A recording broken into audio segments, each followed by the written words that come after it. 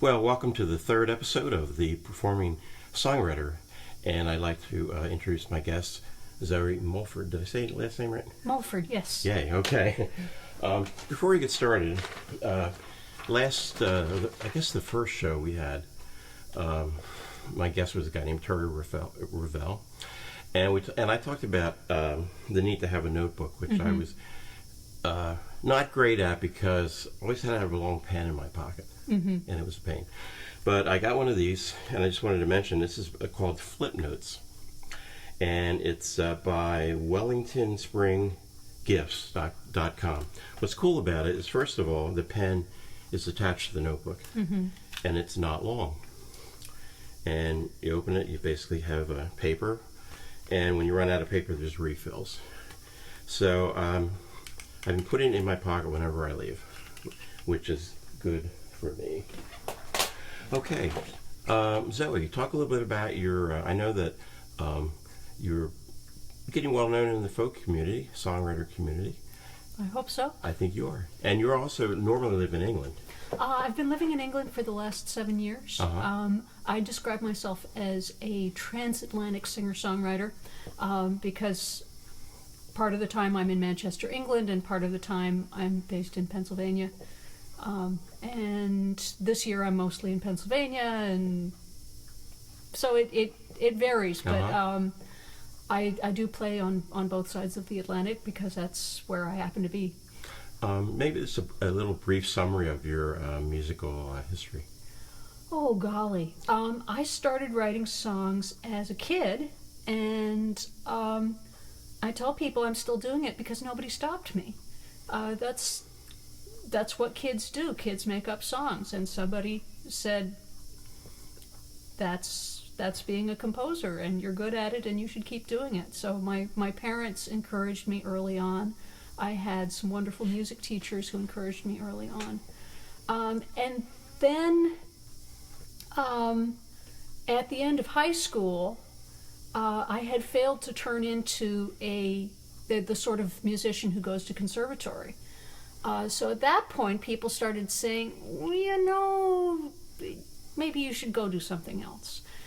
And so I went and did something else. And about 5 years later, I was living in North Carolina and working in a grocery store.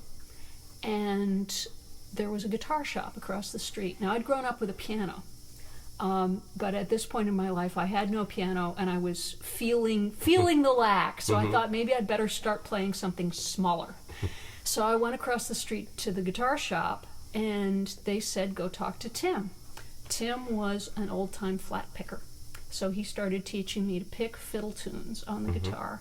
And then he sent me out to the picking circles, and I met all these musicians who played by ear and didn't read music and were very, very good. And I thought, okay, hey, maybe I'm allowed to do this after all.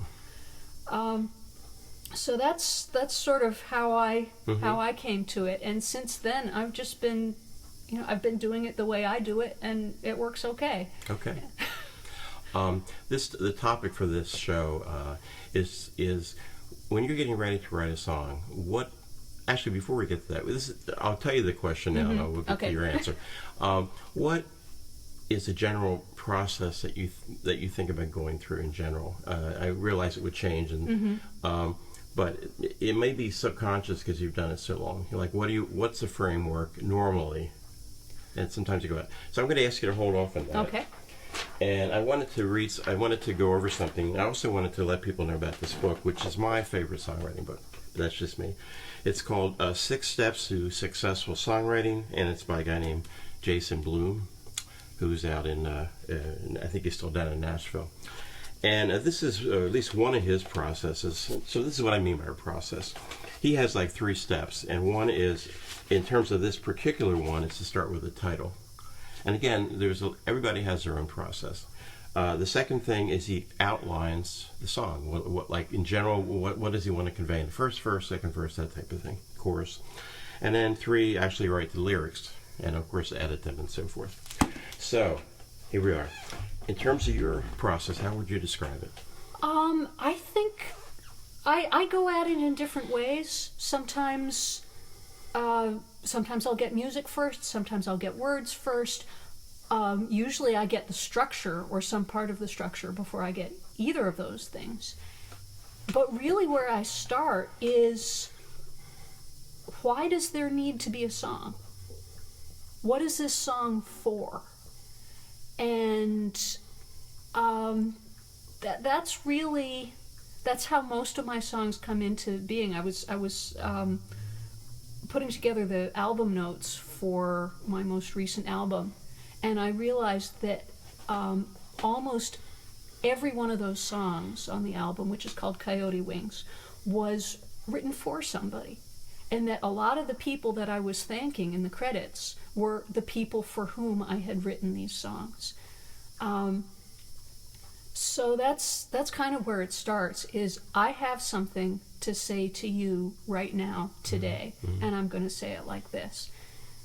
And after that, I tend to be a lyrics person, so it's easier when the lyrics come first, but sometimes I do get the music first, and then the process changes, and there's a lot of beating of the head against the wall. Often it's very common for me to find a riff and just play the riff, and what is this for, and what can I do with it, and what goes over top of it.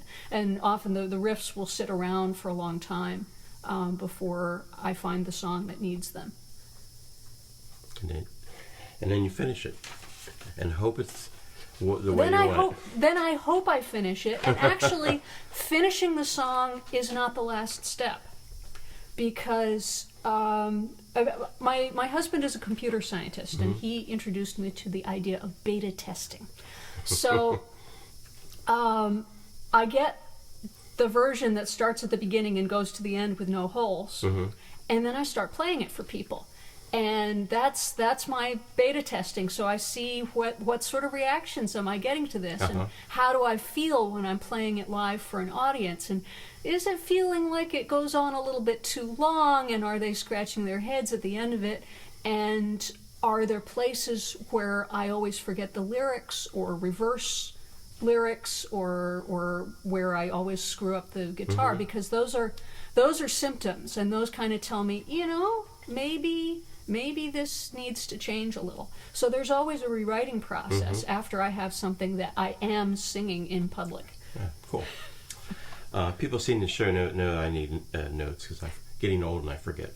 But the first show we talked about kind of what you said in the beginning, why you're writing, what's the idea of the song. And so I guess that's the first thing that I do. And also I tend to write lyrics first for the same reason. Every once in a while there might be the music, but for the most part, sometimes I do the title first, which this song I'm going to sing in a little bit. That's an example of that. I brainstorm sometimes about what I want the verses or something to say, and I may come up with 10 things and may only use 2 or 3, rather than just thinking off the top of my head. And then, of course, I'm really into good rhyming. I think there are... I've heard a lot of songs and a lot of rhymes. A lot of times, are what I would call lazy rhymes. Let me think of something, and that's it. And just I want to mention a couple things. First, the famous rhyming dictionary. And I went to a songwriting thing in Nashville one time, several years ago, and this is what they recommended. Also, this thing called Master Writer, which is a software. It's not real cheap. It's like $190 for the software, but if you don't want the software, you can do it online. But you have to renew it every once in a while. But they have they have a lot of stuff in there to help you edit the song, including really a whole rhyming thing, and it's pretty cool. So anyway, it's time for you to do a song. Okay.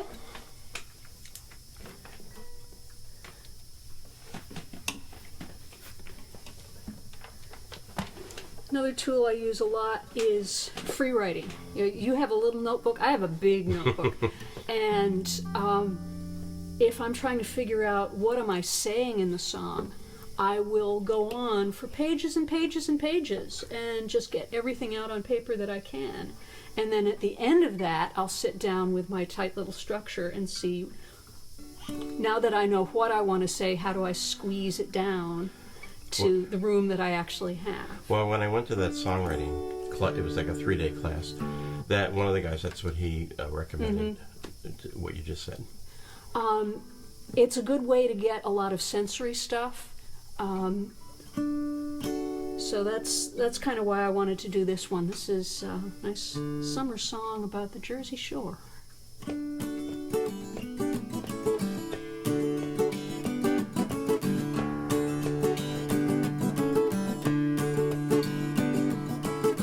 Summer days in a summer town, summer people are walking round. They go flip-flop on the boardwalk, they lie in the sand. Every year we build the beach up good, but the sand washes down to wildwood. The dark sea is hungry and it eats away the land. But we've got ice cream and lemonade, pocket full of quarters at Jilly's Arcade. Summer money to be made, gotta last the whole year. Both guys with fishing gear, standing in a line at the end of the pier. They're praying for a week of sunny days before another summer's washed away.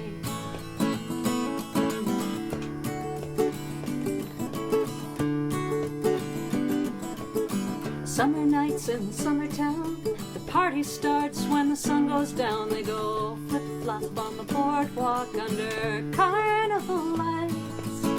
Summer lovers, hand in hand, are standing in line at Wonderland to be flung high in the dark sky. Laugh at the night 'cause they've got ice cream and lemonade, a pocket full of quarters at Jilly's Arcade. Summer money to be made while we hold back the tide. Bumper cars and water slides, everybody wants just one more ride. Praying for a week of sunny days before another summer's washed away. And under the boardwalk, the sea's creeping back. It sucks at the pilings, it foams through the cracks. You can stare past the railings at white caps on black velvet waves. But we've got ice cream, lemonade, a pocket full of quarters at Jilly's Arcade. Summer money to be made, gotta make a bit more. Beach balls and boogie boards, all the little children who come down the shore. They're praying for a week of sunny days before another summer's washed away.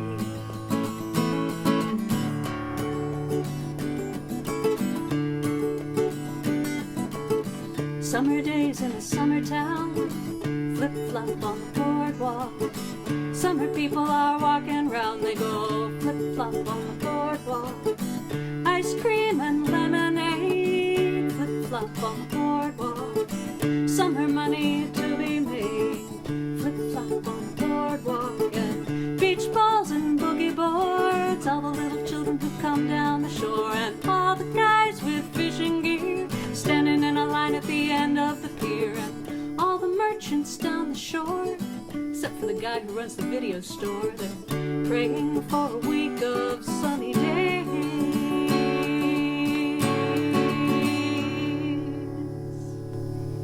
Nice song. Thank you. One thing I really like about that is the you really painted a picture, you know, and you can really see the things you were singing about. It was cool. I liked it. Thank you. Okay, this song actually started with a title. I was watching VF1 Behind the Scenes. I don't know if you ever saw that, where they talk about a performer, and they were talking about Keith Moon of, I guess, The Who, and his former road manager said, the one thing I learned about Keith is it don't cost nothing to love. And I thought, So this is one of these songs I wrote in a half hour. It don't cost nothing to love. It don't cost nothing to love. It'll be a tear in your eye 'cause your pocket is dry, but it don't cost nothing to love.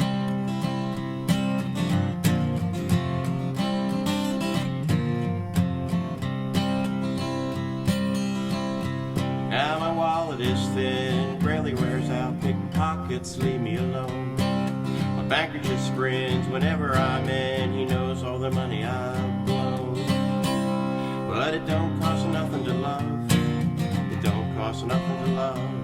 Maybe a tear in your eye, cause your pocket is dry, but it don't cost nothing to love.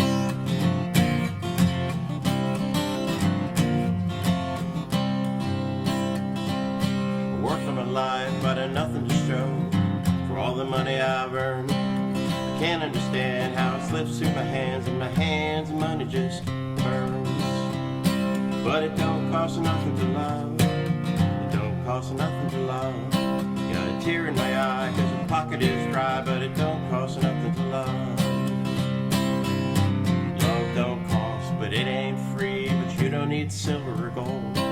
You just need a heart that never gives up from the times you're young to the times you're old. No, it don't cost nothing to love, it don't cost nothing to love. Maybe a tear in your eye cause your pocket is dry. It don't cost nothing to love, it don't cost nothing to love. It don't cost nothing to love, it don't cost nothing to love.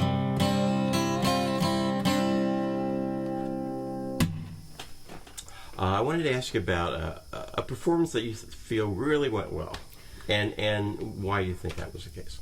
Well, I hate to admit it, but the thing that seems to make for good performance is rehearsal. I wish it were not the case, but it is. I was invited to open for Tom Chapin, and I wanted to be really sure that I did not run over. I mean, this is something that I've struggled with a lot over time, is knowing exactly how long I'm going on and not running over, and running long enough. And so it's been this process of learning exactly how long my songs are, and how to organize my set so that it's the right length. So what I did was I had these two little 20-minute opening sets. I was playing 20 minutes at the beginning of each set, and I timed them. I worked them out, I timed them, I figured out everything I was going to say between songs, and I organized them so that I never had to retune an instrument on stage, and I practiced them till they were tight, and it was a wonderful, wonderful show. I mean, it didn't hurt that it was a room full of people who had all come out knowing they were going to have a good time. You know, that helps a lot. But I think I did okay. And at the end of this show, I thought, wow, it could be this good all the time if I just organized my entire show in 20-minute sets, 20-minute chunks, and practiced them and timed them. And I've been meaning to do that ever since, and I never have. I'll tell you what, why don't we hear another song? Okay. Now this is a newer one. This is called One Damn Thing.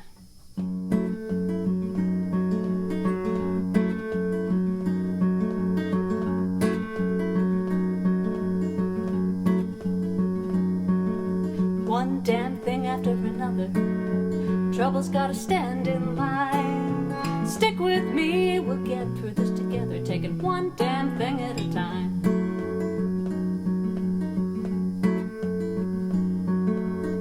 There was the thing with the plumbing, there was the thing with those guys, there was the thing that we kinda saw coming, and the thing that was a total surprise. One damn thing after another, trouble's gotta stand in line. Oh, stick with me, we'll get through this together, taking one damn thing at a time.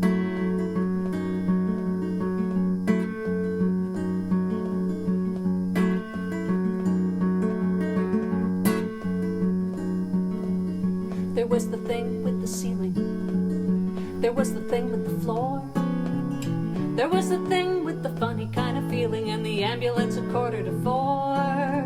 One damn thing after another, trouble's gotta stand in line. Oh, stick with me, we'll get through this together, taking one damn thing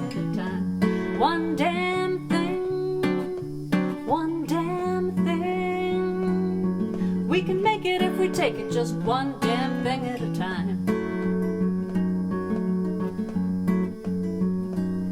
There was the thing that we needed an extension, and the thing we've had since I don't know when. The thing with the car, and the thing with hypertension, and the thing we won't mention again.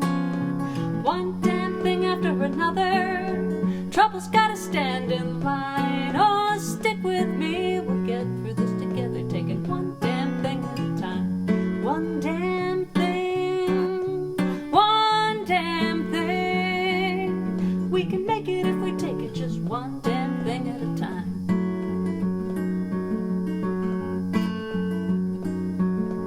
One damn thing after another. Don't you let it get you down. Any day that brings another damn thing is a day that we're still above ground. One damn thing after another. Trouble's gotta stand in line. Oh, stick with me, we'll get through this together. Take it one damn thing at a time. One damn thing, one damn thing. We can make it if we take it just one damn thing at a time. We can make it if we take it just one damn thing at a time.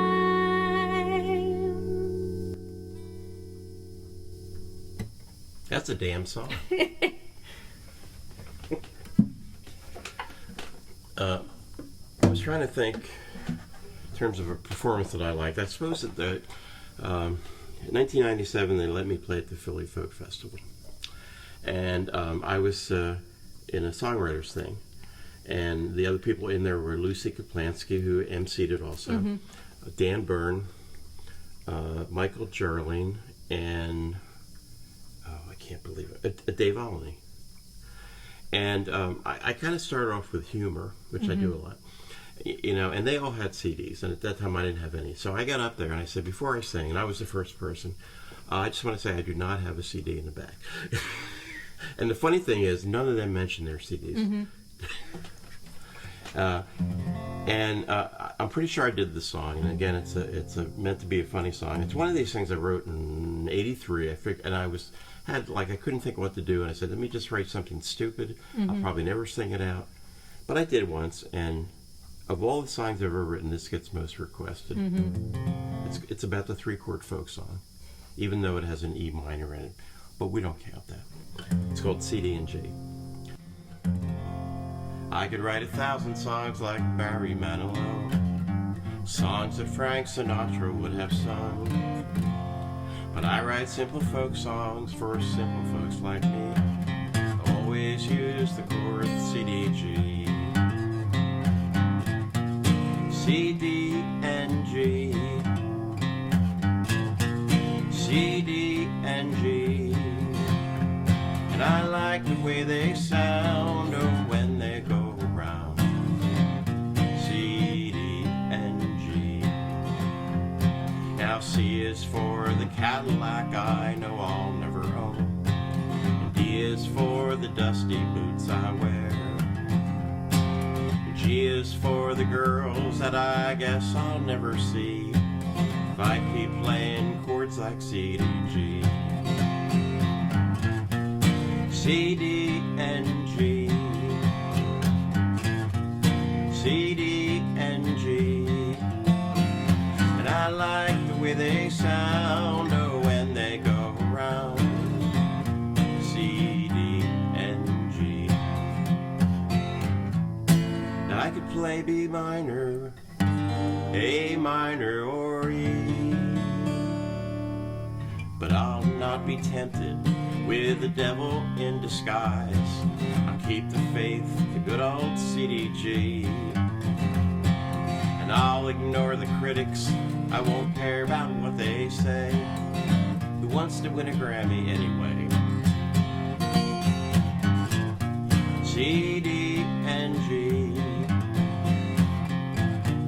C, D, and G. And I like the way they sound, oh, when they go around. C, D, and G.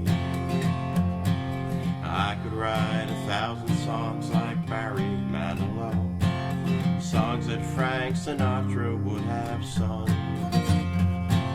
But I write simple folk songs for simple folks like me. I always use the chords C, D, and G.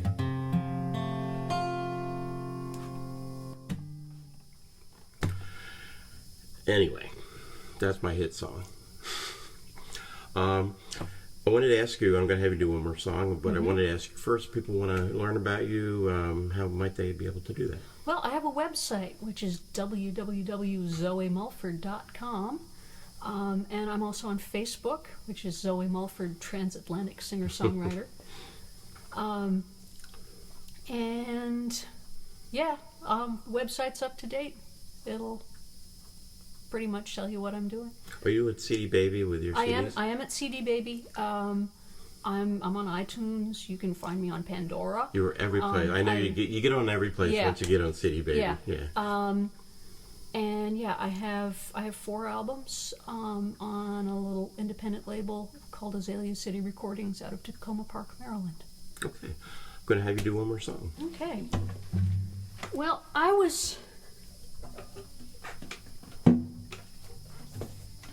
I set myself the challenge of writing something simple. This is really one of those, I have something to say to you today,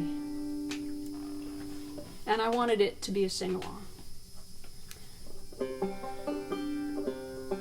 And I wanted to talk about hospitality, so the song is called Won't You Come On In?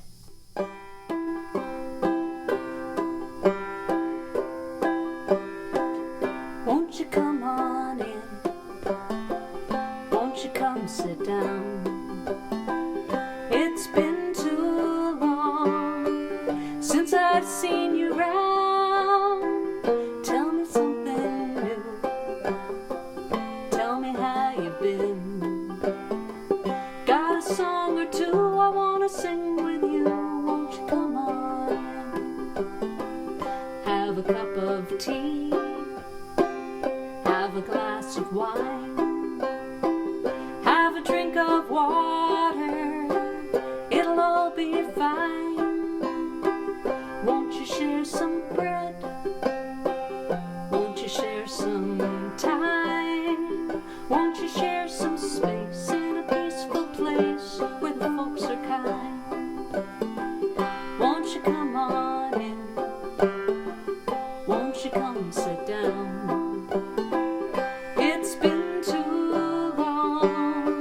Since I've seen you round, tell me something new. Tell me how you've been. Got a song or two I want to sing with you. Won't you come on in? You can come as you are. You can just be you. You can come as a stranger. We're a little strange too.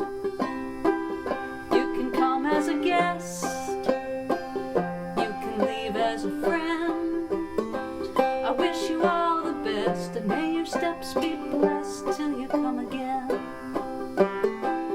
Won't you come on in? Won't you come and sit down? It's been too long since I've seen you round. Tell me something new.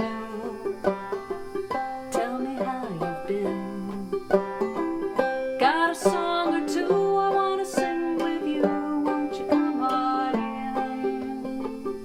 Got a song or two I want to sing with you. Won't you come on in? Like that song. Zoe Mulford, thank you very much for coming on. Thank you for having me, Ray. And we look forward to seeing you live too. Thank you. And we'll be back in about 2 weeks.